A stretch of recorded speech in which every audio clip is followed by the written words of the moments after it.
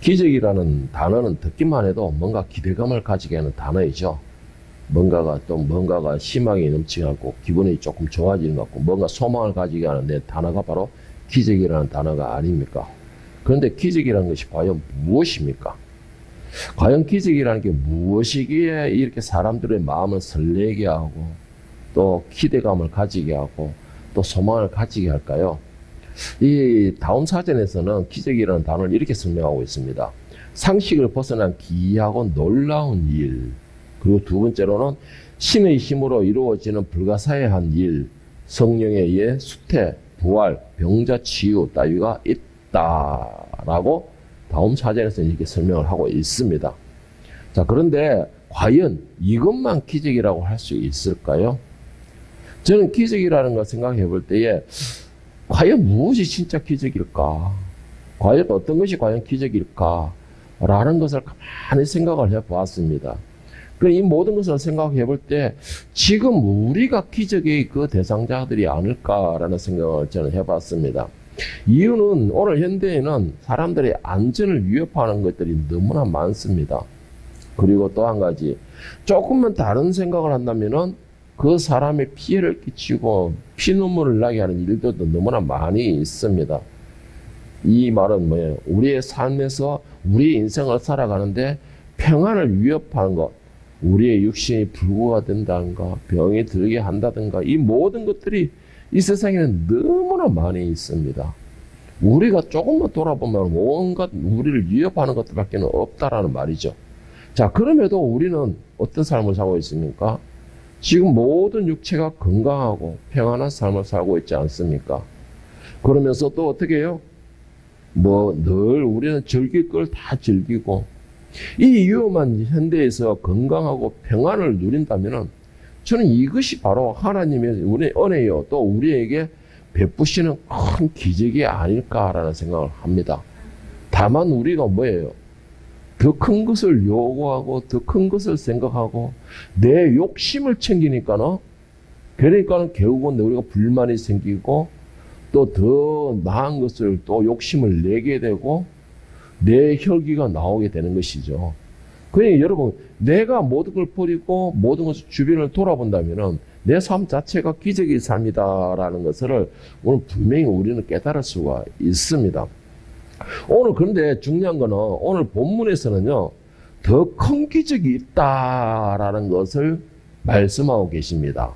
제가 왜 이러냐면, 이 본문을 읽어보면서, 우리가 기적이 이 땅에 있다면 이것이 바로 기적이 아닐까라는 생각을 제가 간절하게 아주 이렇게, 확실하게 제가 생각을 하게 되었는데, 오늘 본문 이사야서 41장 8절에서 9절 말씀에 보면은, 이게 진짜 무엇이 기적이냐라는 것을 분명하게 말씀을 하고 계십니다. 우리 다 같이 한번 보겠습니다. 그러나 나의 종 너 이스라엘아, 내가 택한 야곱아, 나의 벗 아브라함의 자손아, 내가 땅 끝에서부터 너를 붙들며 땅 모퉁이에서부터 너를 부르고 너에게 이르기를 너는 나의 종이라, 내가 너를 택하고 싫어하여 버리지 아니하였다 하였노라.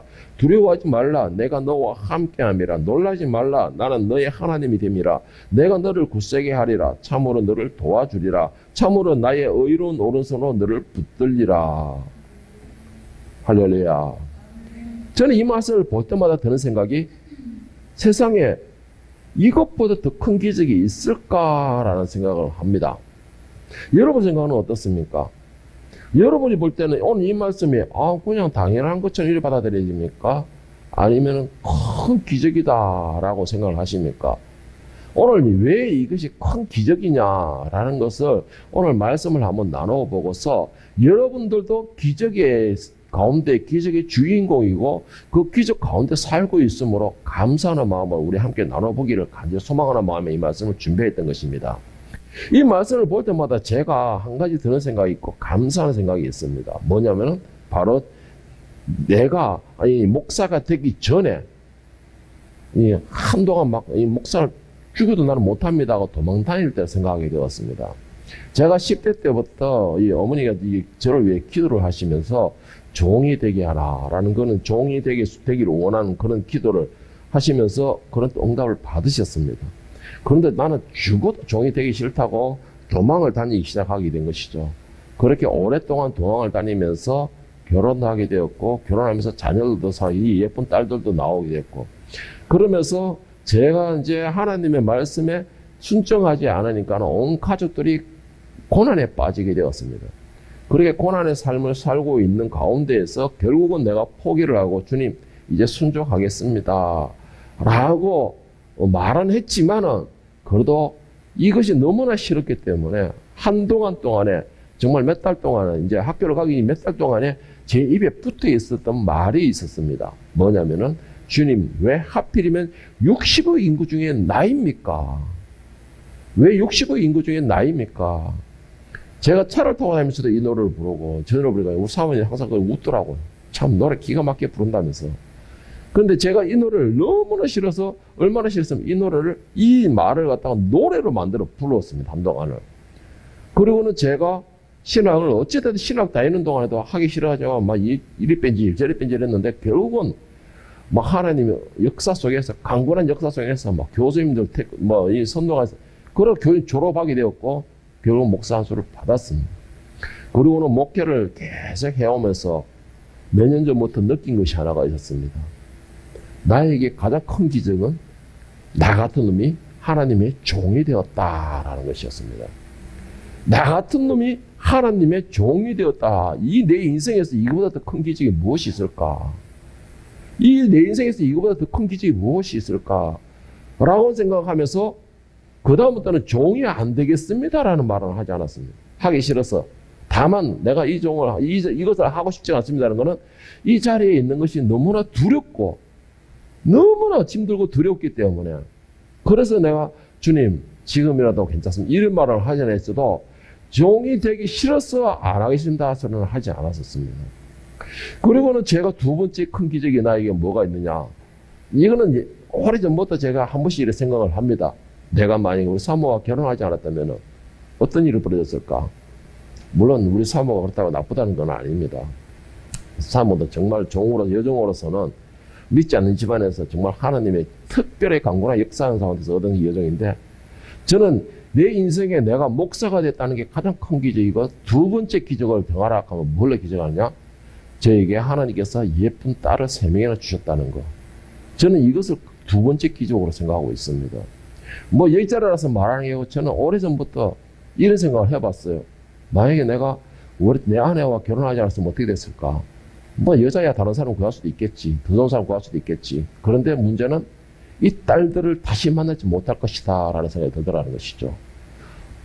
물론 뭐 딸들은 내가 아버지를 안 만났으면 더 좋은 사람 만났겠지 이런 생각을 할지 모르겠지만 그런데 저에게는 두 번째 큰 기적이 뭐였냐 하니까 이 딸들 정말 하나님을 붙들려고 노력하고 부모님을 섬기려고 하고 착한 이 딸들이 너무나 예쁜 이 딸들이 저에게는 두 번째 기적이었다라는 것입니다. 그러니까 기적이라는 것은 멀리 찾는 게 아니고 가까이 찾아보니까 이 모든 것이 기적이 되더라는 것이죠. 그러니 나는 기적 가운데 살고 있다는 것입니다. 그런데 여러분 이거는 저에게 관한 이야기고 우리가 생각하는 큰 기적은 무엇이냐 이거는 분명하게 알고서 감사해야 됩니다. 예레미야서 1장 5절에서 예레미야를 부르시는 하나님과의 대화 내용이 나오죠. 하나님의 말씀이 나옵니다. 내가 너를 모태에 짓기 전에 너를 알았고 네가 배에서 나오기 전에 너를 선별하였고 너를 여러 나라의 선지자로 세웠노라. 여러분 이 말씀이 무슨 말씀인지 아십니까? 오늘 이 자리에 있는 저와 여러분 모두는 내 부모님이 나를 낳기도 전에 내 부모님이 나를 알기도 전에 내 부모님이 내가 어떤 모습인지 첫 대면을 하기도 전에 하나님은 나를 아셨다라는 것입니다. 그리고 하나님은 너는 내 것이다, 내 딸이다, 하늘의 백성이다 하고 구별을 하셨다라는 겁니다. 여러분 이게 큰 기적이 아닙니까? 여러분은 태어나기도 전에 부모 얼굴을 보기도 전에 세상에 구경도 하기 전에 소리를 내기도 전에 하나님 앞에 먼저 구별되었다라는 것입니다. 그것이 가장 큰 기적이라는 것이에요. 왜 제가 이런 말을 하는 줄 아십니까? 왜 이거 큰 기적이라고 말하는 줄 아세요? 이 지구상에는 몇 명의 인구가 있습니까? 60억 인구가 있습니다. 60억 인구 중에서 여러분들이 만약에 여러분들의 이 아이들이 100명 정도가 있다. 그럼 그 100명 중에서 첫날 오는 날에 너 누구 찍을 수 있겠습니까? 한 달 후에 그 애가 이름이 무엇인지 다 알겠습니까? 그런데 하나님은 60억이라는 인구 중에서 나를 딱 지명을 하셨다는 겁니다. 60억이라는 인구 중에서 배에서 태어나기 전부터 너는 내 것이다. 너는 내가 구별하였다. 내가 너를 복주기 위해서 내가 너를 선택하였다라고 딱 찍었다라는 것입니다. 여러분 이게 큰 기적 아니겠어요? 저는 이걸 생각할 때에 아까 제가 목사가 되기 싫어서 불렀다는 노래 있죠. 주님 왜 하필이면 60억 인구 중에서 납니까? 이건 내 중심이죠. 그런데 그걸 반대로 뒤집으니까 왜 어떻게 해서 60억 인구 중에서 나를 보셨습니까? 이런 말이 되는 것이죠. 60억이라는 인구 중에서 어떻게 해서 나 같은 놈을 딱 지명하셔가지고 목사로 세고 하나님 일을 하게 만드십니까? 이거 얼마나, 이거는 말로 표현할 수 없는 기적의 역사 가운데 하나입니다, 여러분. 요한복음 1장 47절에서 50절에 보면은 이것에 제가 지금 말하고 60억 인구 중에서 나를 어떻게 하셨습니까? 라는 것에 대한 증거가 나옵니다. 뭐냐면 나다나엘이 예수님을 만나는 장면이 나옵니다.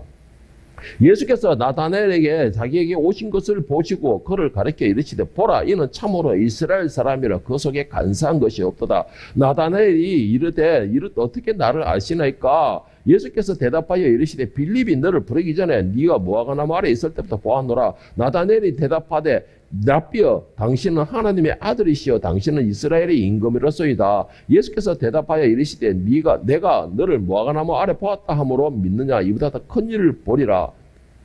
여러분 나다나엘은 이것을 기적이라는 거 자기를 인정을 했던 겁니다. 뭐예요? 자신도 그 주변에서 살고 있던 사람이기 때문에 모든 사람 다 알고 있지만 예수라는 사람을 몰랐다는 것이에요. 예수라는 존재가 누군지 몰랐다는. 그런데 예수님은 나를 누군가 소개를 시키기 전부터 이미 알고 있었다라는 것입니다. 딱 찍어서 알고 있어요. 나다니엘이라고 이름까지 찍어서 네가 어디에 있었다라는 것까지 다 알았다라는 게 뭐예요? 그만큼 관심이 있었다. 보고 있었다. 이 말씀인 것입니다. 여러분 이게 어떻게 기적이 아닐 수가 있습니까? 이 말이 무슨 말이에요? 내가 하나님을 부르기 전에 하나님이 먼저 나를 불렀다는 거예요. 세상 사람들은 말하는 내가 신의 이름을 부르기 전에 신이 나를 지목했다라는 것입니다. 나 같은 자를. 이 세상에 많은 사람들이 기적을 바라고 또 기적을 기다리고 있습니다. 그리고 사람들이 생각하는 기적은 다 다릅니다, 여러분. 여러분이 생각하는 기적은 과연 무엇입니까? 여러분은 어떤 기적을 기다리고 있습니까? 최소한 이 자리는 우리는 정말 기적이 무엇인가를 분명히 우리는 구분할 수 있어야 됩니다. 저는 이 말씀을 보는 순간에 정말 감동과 은혜의 눈물을 흘렸습니다. 왜요? 아까도 말했지만 계속 똑같은 말이지만 나 같은 나 같은 죄인 중에 괴수라고. 바울 사도는 죄인 중에 바울 사도도 개인 괴수라는데 나 같은 자는 죄인 중에 괴수 중에서도 아주 상괴수 같은 내 같은 나를 지명하셔가지고 강건하게 그것도 내가 하고 싶은 거 되고 강건하게 붙들어가지고 이끌어가시고 종으로 만드시고 오늘 이 자리에 서게 하셨다는 것이죠. 여러분 저는 이게 기적이었습니다. 제가. 그리고 또 한 가지 뭐가 있습니까? 내가 기도할 때 가정에서 교회가 없어가지고 성결대가 없어가지고 가정에서 예배드릴 때 기도하기를 하나님 마음 놓고 찬양하고 기도할 수 있는 장소를 주세요. 그 기도를 하니까는 비록 지하이지만 사람들을 보기에 초라해 보이지만 사람들이 그것도 보지 않는 곳이지만 사람이 없는 곳이지만 오지 않는 곳이지만 그래도 이렇게 좋은 기도할 장소 내가 마음 놓고 소리 지를 수 있는 장소 마음 놓고 찬양 드리고 예배 드릴 수 있는 장소 이런 장소를 주시니까 이것 또한 기적이더라는 것이죠. 이것 또한 기적이라는 것입니다. 여러분 기적은 내가 무엇을 기적으로 삼느냐에 따라서 그 기적의 감사는 엄청나게 커지는 것입니다. 오늘 본문에서는 진짜 기적이 무엇인가라는 걸 기록하는데 제가 이것을 세 가지로 간추려 봤습니다. 첫째로 우리가 생각하는 기적이 우리가 기적으로 생각해야 될 것은 무엇이냐. 첫째로는 아까도 계속 말했지만 하나님께서 우리를 부르신 것이 기적입니다. 믿으시기를 축복합니다. 하나님께서는 저와 여러분 한 사람 한 사람을 콕 찍어가 너라고 지명하여 부르셨습니다. 그것도 뭐 몇 명이 있는 데서가 아니고 60억이라는 이 지구상의 인구 중에서 특별하게 딱 집게로 짓듯이 집어서 너 내 것이라고 불러오신 겁니다. 60억 인구 중에서 내가 무엇이 잘났다고? 뭐 빌 게이츠라도 됩니까? 뭐 그렇다고 해서 뭐 가쁘고 뭐라 저거 뭐 하여튼 뭐 빌 게이츠나 뭐 이런 뭐 유명한 배우나 뭐 사라수단이나 뭐 이런 내 생각이 안 나는데 하여튼 간에 이런 식으로 뭐 우리가 유명한 배우라 됩니까? 어디? 우리는 밖에만 나가도 내가 누군지도 아무도 모르는 우리 같은 존재예요. 그런데 하나님께서는 나를 꼭 찍으신 겁니다. 오늘 본문에서 이사야 41장 8절 9절 말씀을 보세요. 그러나 나의 종 너 이스라엘아 내가 택한 야곱아 나의 벗 아브라함의 자손아 내가 땅 끝에서부터 너를 붙들며 땅 모퉁이에서부터 너를 부르고 네게 이르기를 너는 나의 종이라 내가 너를 택하고 싫어하여 버리지 아니하였노라. 하나님께서 우리를 부르셨는데 어디서 부르셨다고 그랬죠? 땅 끝에서 부르셨으며 땅 모퉁이에서부터 부르셨다 했습니다. 물론 오늘 본문 말씀에서 땅 끝에서 땅 모퉁이라는 것은 이스라엘 백성들을 말하고 있습니다. 지금 이 본문에서는 이스라엘 백성들이 바벨론 포로 시기에 있습니다. 포로 시기에서 온갖 흩어져 가지고 온갖 구석에서 온 사방이 흩어진 상태에 있지만 바로 그때에 네가 어디 있든지 간에 내가 불러내겠다 내 백성으로 이런 말씀이지만 오늘 이것을 저는 우리 말씀에 뭐라고 하느냐 땅끝이나 모퉁이라는 것이 뭐예요? 거기 누가 있는 곳입니까?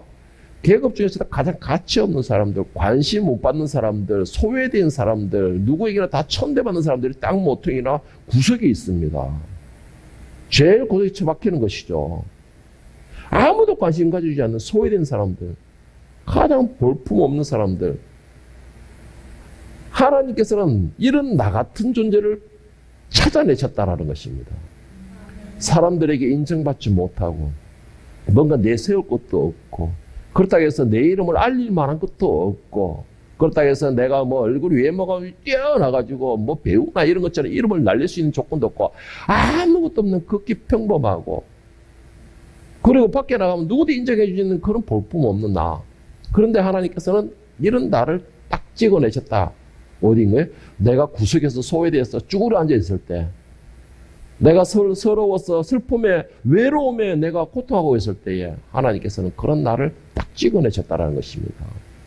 외롭느냐 슬프냐 힘드냐 내가 너와 함께 하겠다. 내가 너를 지명하겠다. 내가 너를 자녀로 삼겠다. 찍어내셨다는 것입니다. 여러분 오늘 여러분들이 누리고 있는 게 그냥 누리는 것 같습니까? 내일은 능력이 좋아서 누리는 것 같아요? 여러분 착각하지 마십시오. 하나님께서 여러분을 지명하셨기 때문에 여러분이 누릴 수가 있는 것입니다. 하나님께서 여러분을 콕 찍었기 때문에 여러분들이 누릴 수 있는 것이에요. 그런데 우리는 뭐가 내가 능력이 있어서 그런 것처럼 내가 잘생겨서 그런 것처럼 내가 열심히 해서 그런 것처럼 착각을 하는 겁니다. 착각하는 그 순간이 결국은 하나님과의 관계가 멀어지게 하는 것입니다. 신명기 7장 6절 8절에서는 하나님께서 이스라엘을 부르신 이유를 말씀하고 계십니다. 그런데 이것을 오늘 저는 여러분과 저를 부르신 이유로 비교해 듣기를 원하는데 너는 여호와 내 하나님의 선민이라 내 하나님 여호와께서 지상 만민 중에서 너를 자기 기업의 백성으로 택하셨나니 여호와께서 너희를 기뻐하시고 너희를 택하시면 너희가 다른 민족보다 수요가 많기 때문이 아니니라. 너희는 오히려 모든 민족보다 가장 적으니라. 여호와께서 다만 너희를 사랑하심으로 말미암아 또는 너희 조상들에게 하신 맹세를 지키려 하심으로 말미암아 자기의 권능의 손으로 너희를 인도하여 내시되 여러분 우리가 특별해서 그런 게 아니고 힘이 세서 그런 게 아니고 우리는 가장 보잘것없다는 겁니다. 너희는 다른 민족보다 가장 적은 가장 보잘것없다. 내세울 것 없다. 무능력하다. 소외되는 그런데 하나님이 어떻게 하는 거예요? 하나님이 사랑으로서 은혜로서 우리를 지명하셨고 너는 내 거야. 내가 자녀로 삼은 거야. 너는 하늘에 내가 준비한 모든 것에 누릴 수 있는 성민이 될 거야. 너는 나의 백성이 될 거야 라고 지명하신 것이에요. 내가 착해서 아닙니다 여러분. 내가 거룩한 존재라서 그런 게 아닙니다. 내가 다른 사람들보다 숨겨서 그런 게 아니라는 것이죠. 그런데 우리는 그것을 착각을 하는 거예요. 여러분 우리 모두는 아담 이후로 멸망이 선포된 저주받은 자들입니다. 아담 이후로 멸망이 선포된 자들이에요. 이미 선고가 내려진 거라는 뜻입니다. 우리는 감히 하나님과 함께 할 수도 없었지만 하나님의 이름을 부를 존재도 자격도 없는 존재들이었습니다. 그런데 하나님께서 어떻게 하신 것이에요? 일방적으로 우리를 지명하시고 선택하시고 구별하셨다는 거예요. 이게 뭐예요? 바로 칭의라는 것이죠. 일방적으로 우리를 갖다가 사랑으로서 구별하셨다는 것입니다. 그렇다 해서 우리가 많은 하나님의 창조물에 비해서 나은 것이 있느냐? 저는 분명히 말씀드리지만 몰라. 아담 첫째의 범죄하기 전에 아담의 모습에는 모든 것보다 뛰어났죠. 사람이. 모든 능력이 있었고. 그런데 범죄 이후 아담으로 봤을 때는 이 사람들이 인간들이 하나님이 창조하신 사람 창조물 중에서 사람이 다른 것보다 나은 게 있다면 나는 한 가지밖에 구별 못하겠습니다. 뭐냐? 하나님의 영을 가지고 있다라는 거. 그거 하나만 다른 거에 비해서 낫다라는 것이지, 그 외에는 하나님이 창조하신 것 중에서 어떤 것에 비해서도 사람이 내세울 게 없었습니다. 우리는 그럼에도 하나님께 구별되고 하나님 앞에 지명됐다라는 것에 대하여서 감사하면서, 또한 다른 것에 비해서 나을 게 하나도 없다는 것에 대해서 겸허하게 고개를 숙일 수 있어야 됩니다. 그게 겸손한 자세예요.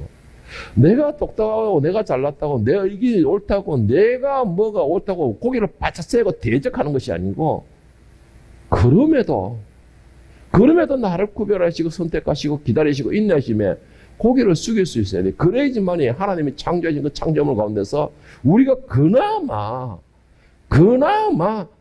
뭔가가 하나님 앞에 조금 보일 수 있는 게 됩니다. 나는 내가 똑똑하고 내가 잘나서 내가 하나님 구별되는 거 알지만, 여러분, 하나님이 창조한 창조물 중에서 하나님을 대적하는 존재가 누군지 아십니까? 하나님이 창조한 짐승이나 나무나 모든 자연 만물 모든 것을 다 통틀어 가지고, 사람까지 통틀어 가지고 하나님을 대적하는 유일한 존재가 이 사람입니다. 그 외에는 하다못해 우주든 태양이든 달도조차도 하나님의 명령 안에서 철저히 움직이고 있습니다. 하다못해 짐승도 동물조차도 하나님의 말씀의 창조들을 움직이고 있어요. 유일하게 하나님을 대적하는 존재가 이 사람이라는 것입니다. 그런데도 하나님 어떻게 하고 계십니까? 오늘도 인내하시며 참으시고 계십니다. 왜요? 우리를 사랑하시고 지명하시고 부르셨기 때문이라는 것이죠. 하나님이 선택하신 것을 후회하지 않으시기 때문에.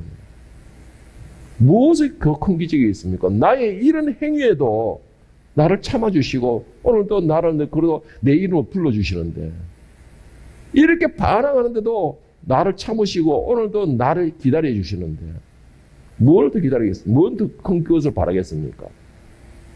두 번째 큰 기적이 뭐냐? 하나님께서는 우리를 버리지 않으신다는 것입니다. 여러분, 이건 믿으시기를 바랍니다. 이거는 꼭 믿으셔야지만 여러분의 삶을 살아가는 데 힘을 얻을 수가 있을 것입니다. 저는 오늘 이 말씀을 볼 때 이 두 번째, 하나님은 절대 버리지 않습니다라는 말씀에 총 양심의 가책을 받습니다. 제가 목회하기 전에 옛날에는 그래도 내 딸에는 베드로가 뭐라 했습니까? 하나님 앞에, 예수님 앞에, 주여 우리가 7번 용서하면 되겠습니까? 그때 예수님 하신 말씀 뭐였죠? 7번에 70%를 더하였어 보라. 여러분, 그런데 나는 3번 이상 기회를 잘 안 줬어요. 참고 인내하는데 3번 이상 기회를 잘 안 주고 3번 이상 계속 해야 되는, 아주 그 사람을 냉정하게 갖다 버리고 관심을 끌어버립니다.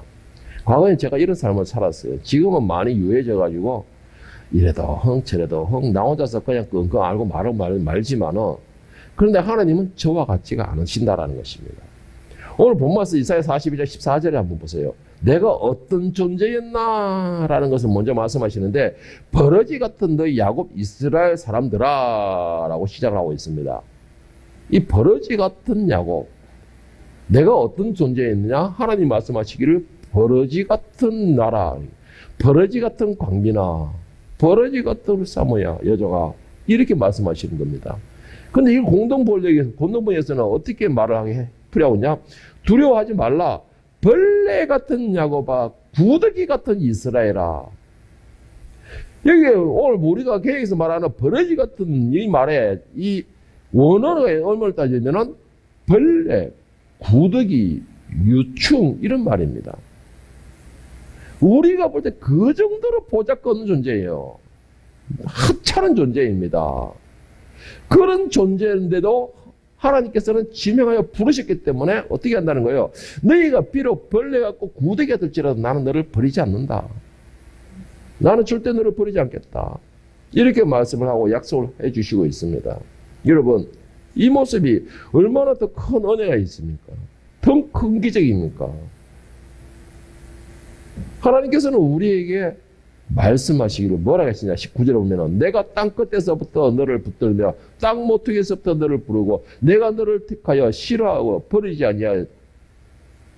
우리가 어디에 있든 간에 어떤 모습이든 간에 어떤 상태이든 간에 하나님께서는 우리를 딱 보셨다라는 겁니다. 그리고는 한 번 내가 너를 선택했기 때문에 나는 너를 버리지 않겠다. 비록 네가 나를 배신하고 비록 네가 나를 의심하고 비록 네가 나에 대해 원망 불평을 할지라도 나는 너를 버리지 않겠다. 이게 하나님의 약속입니다. 이스라엘이 이게 증거잖아요. 이스라엘은 제가 지난 시간에 얘기했구나. 이스라엘은 애굽에 해방되고 나오고 난 뒤에부터, 그러니까 뭐 아브라함부터 시작해서 야곱 시대까지는 뭐 그래도 열심히 잘 생겼다 하지만, 야곱도 뭐 그렇게 잘 생긴 아니지만, 애굽 해방되고 광야에서 나와 가나안 땅에 들어가고 난 뒤부터 역사를 쭉 볼 때 다윗 시대를 제외하고는 하나님을 제대로 순종하고 섬긴 적이 한 번도 없었습니다. 이들은 계속해서 반복방에 나갑니다. 그런데 하나님 어떻게 했어요?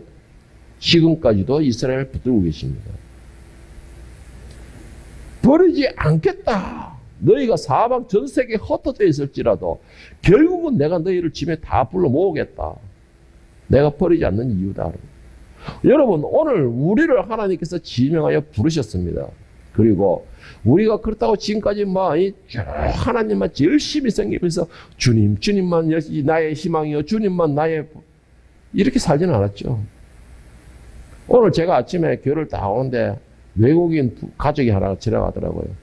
그걸 가족이는 젊은 부부인데 딸이 이제 한 초등학생 한 5, 6학년 되겠더라고요. 그런데 그 딸이 엄마도 있는데 아빠 손을 꽉 잡고 가는 거예요. 뒤에 저절로 따라오면서 옛날에 제가 생각이 나더라고요. 우리 지영이나 우리 딸들은 참 내 손 잡고 내 팔 잡기겠다고 서로 싸웠는데 요즘에 좀 컸다고 나를 버리더라. 요즘은 좀 컸다고 뭐 그래 하더라.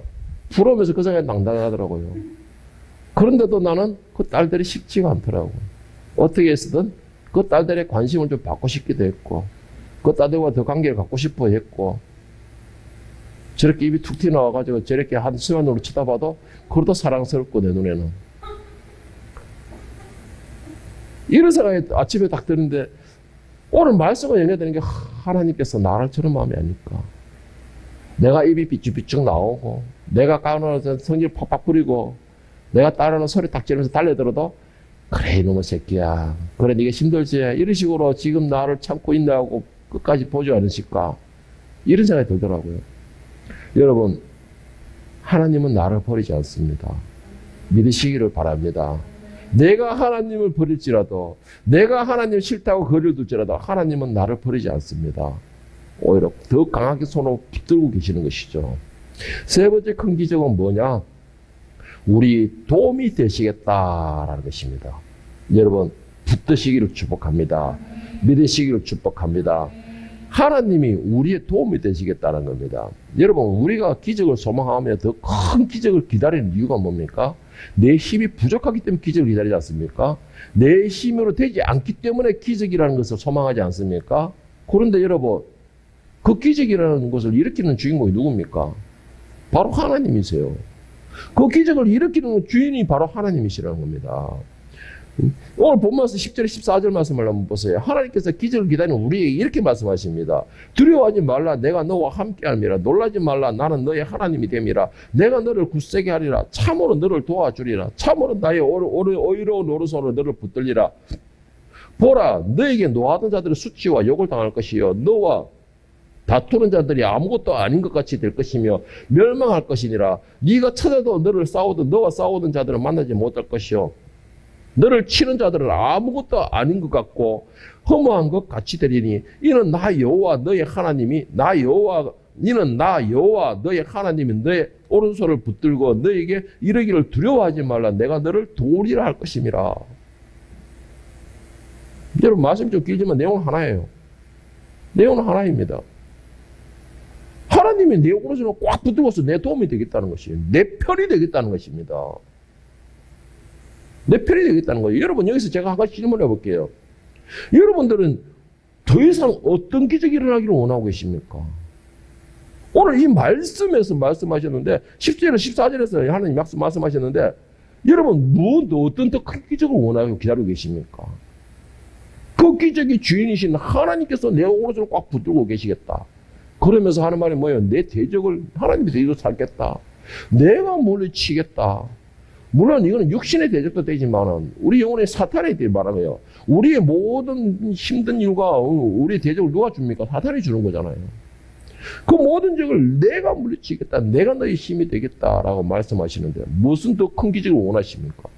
하나님 자체의 기적인데 그 하나님께 우리가 붙들려 있고 그 하나님께서는 내 기도 소리를 들으시고 내 세미한 음성을 다 들으신다고 하셨는데 누구보다 관심 있게 들으신다고 했는데 무슨 더 큰 기적이 필요합니까? 그런데 왜 우리는 그 모든 내가 원하는 것을 이루지 못할까요? 내가 하나님께 말하지 않기 때문이에요. 말하지 않기 때문이에요. 여러분 저는 뭐 이렇게 말하고 싶어요. 저는 한 번씩 이렇게 말을 하고 있는데 우리 생활에서 사전에서 말하는 불가능한 일이라든가 뭐 이런 뭐 기이한 일들 이런 일어나는 것이 기적이다라고 말하는데 우리에게는 그게 기적이 될 수가 없어요, 여러분. 저는 한 번씩 이렇게 말씀드리고 있습니다. 기적이 될 수가 없어요. 왜? 하나님이 나를 붙들고 계시는데 하나님 나의 도움이 되시는데 그러면 당연히 일어나야 되는 거 아니에요? 왜 내가 하나님의 자녀고 하나님의 붙들림 받는 자고 그 모든 순간도 하나님이 주관하시기 때문에 나의 도움이 되신다는데 당연히 그것은 모든 게 일어나야 되는 게 당연한 거잖아요. 다만 우리가 하나님께 맡기지 못하고 부리지 못하기 때문에 일어나지 않는 것이지. 그래서 저는 여러분에게 말씀드리고 싶은 게 그거예요. 정말 기적이 무엇입니까, 여러분? 여기서 더 큰 걸 원하는 거. 아까 제가 말한 그 모든 걸 원한다는 거는 뭐예요? 내 욕심이에요. 내 욕심이에요. 세상의 것이라는 것이죠, 그게. 내가 고집을 세워가지고 내가 원하는 것을 얻고자 하는 것이잖아요. 여러분, 그 결과는 뭔지 아세요? 하나님과 관계를 점점 더 멀어지게 만드는 결과밖에 안 됩니다, 여러분. 그건 그런 걸 만들어내는 것이에요. 하나님께서 나를 지명하시고 자녀로 삼아주셨고 나를 버리지 않겠다고 꽉 붙들고 계신다고. 내가 나를 꽉 붙들어서 내 도움이 되시겠다. 나의 힘이 되시겠다. 능력이 되시겠다 그랬는데 왜 세상 것으로 우리가 자꾸 기적하고 기도를 하고 세상 것으로 부르짖고 있냐는 것입니다. 시편 94편 14절 17절에 이 시편 기자가 뭐라 했냐? 여호와께서는 자기 백성을 버리지 아니하시며 자기 소유를 외면하지 아니하신다. 우리는 하나님의 소유라는 겁니다. 믿으시길 바랍니다. 누구든지 자기 소유, 자기 것을 빼앗기고 기뻐할 사람이 어디 있습니까? 그런데 하나님께서는 모든 것의 주인이신데 그 중에서도 나를 지명하셔가지고 자기 소유를 삼으셨다는 것이에요. 그리고 주는 16절에 보면 누가 나를 위하여 일어나서 행악자들을 치며 누가 나를 위해서 일어나서 악행하는 자들을 칠까? 여호와께서 내게 도움이 되지 아니하셨다면 내 영혼이 벌써 침묵 속에 잠겼으리로다. 내가 하나님께 딱 붙들림을 받고 하나님께 딱 찜이 되니까는 내 대적이나 내 원수들은 하나님이 막으신다는 것입니다. 하나님께서 나의 방패가 되어주신다는 것이에요. 내가 하나님께 붙들림 받은 사람으로서 하나님께서 나의 도움이 되시지 못하면 나는 이미 멸망된 대상이 되어야하는 겁니다. 유일한 나의 도움은 하나님이신 것을 믿으시기를 바랍니다. 세상이 모두가 나를 버려도 유일한 내 편이 되시고 나의 도움이 되시고 나의 힘이 되신다면 여러분 이 땅에는 여러분이 원하는 그 어떤 기적, 여러분이 기다리고 있는 그 어떤 기적, 여러분이 간절히 소망하는 그 어떤 기적도 이것만큼 큰 기적은 없다는 것을 믿으시기를 바랍니다. 이 지구사에는 60억이 넘는 인구가 있다고 말씀드렸습니다. 그 60억 가운데서 점도 안 되는 보이지도 않는 그런 나라를 갖다가 그것도 맨 구석에 모퉁이에 처박혀가지고 남들에게 소외감까지 받고 있는 내가 하나님께 지명이 되었습니다. 바로 너라고 찍으셨다라는 것입니다. 여러분 생각은 과연 무엇이 기적입니까? 이것이 기적이 아니겠습니까? 저는 분명히 말씀드리지만 이것보다 더 큰 기적은 이 세상에 없다라고 저는 말하고 싶습니다. 그렇다면 뭐예요? 여러분들은 기적의 주인공인 걸 믿으시기를 바랍니다. 그리고 그 기적을 일으키는 장본인임을 믿으시기를 바랍니다. 그리고 그 기적을 일으키는 하나님의 자녀임을 믿으시기를 바랍니다. 그리고 그의 소유인 것을 기억하시기를 바랍니다. 그러므로 여러분들이 머무는 곳에는 기적의 역사가 함께 일어나는 그러한 기적의 사람이 될 수 있기를 예수님의 이름으로 간절히 축원합니다.